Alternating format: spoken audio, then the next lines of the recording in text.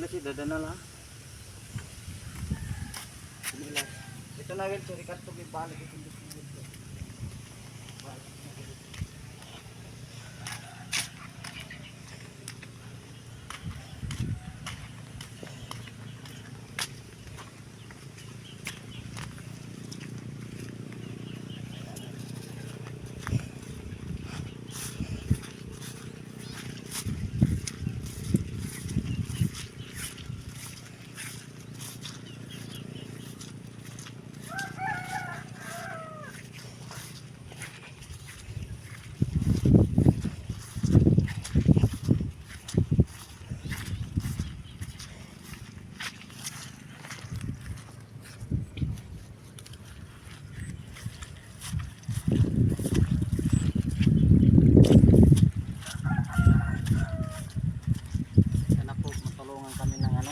Mga vlogger, shout out po sa iyo yung mga vlogger, yung mga sumasahod na.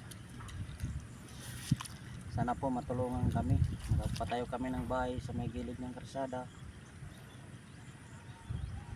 Kahit naman lang yung sim, makaano lang kami pagpatayo. Ito na makita na siya, nahihirapan ako. Lahat po ng video ko, totoo po yun sa mga nagtatanong. Yung asawa ko naputulon siya ng isang paan niya, you know, dahil sa diabetes, type 2 diabetes na yung asawa ko. Taga Barangay Sapsap kami, Pastrana, Leyte.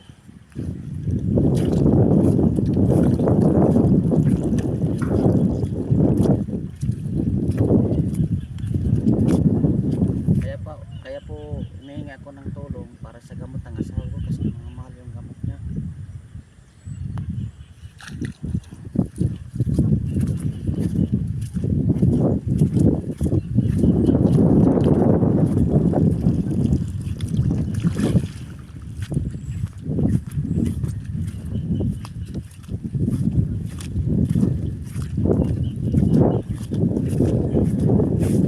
Share the blessing naman po sa mga vlogger, sa inyo yung mga sumasahod sa Facebook.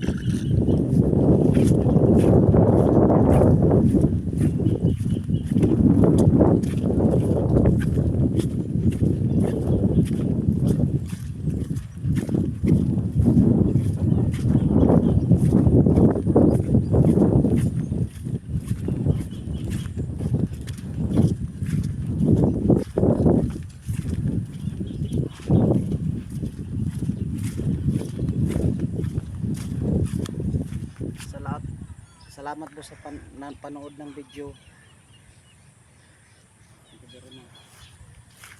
Bukat ka pa kat pagkarga.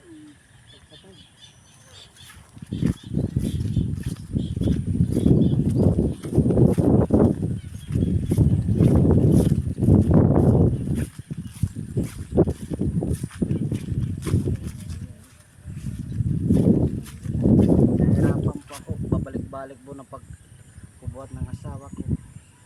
Sana po may magandang loob, magbigay ng medyo malaki, makapagpatayo ko ng bahay sa may gilid ng kalsada. Yun lang inihingi ko. Ito yung kasulbaran ng buhay ko, yung pag-alaga ko sa asawa ko. Ito yung kailangan talaga, ito yung pinakamahirap, yung binubuhat ko palagi. Meron po nagsabi bakit mo hindi sinasaklay yung asawa ko, pinapagamit ng saklay. Hindi po kaya ng saklay yung asawa ko, at delikado yung daanan, baka mahulog siya. Kailangan talaga buhatin. Hindi tayo dito saklay, baka yung asawa ko mahulog. Ito, kaya nga muna, papahinga muna kami. Salamat po sa panonood ng video. Hindi po kaya magsaklay yung asawa ko. God bless you po sa inyo. Morning.